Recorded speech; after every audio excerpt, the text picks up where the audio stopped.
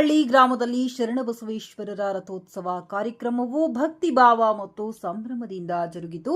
ರಥೋತ್ಸವದ ಅಂಗವಾಗಿ ಗೊಂಬೆ ಕುಣಿತ, ಡೊಳ್ಳು ವಾದ್ಯವೃಂದ ಸೇರಿದಂತೆ ವಿವಿಧ ಸಾಂಸ್ಕೃತಿಕ ಕಾರ್ಯಕ್ರಮಗಳು ನಡೆಯುತ್ತಿದ್ದು ಗ್ರಾಮಸ್ಥರು ಭಕ್ತಿಭಾವದಿಂದ ಪಾಲ್ಗೊಂಡಿದ್ದರು.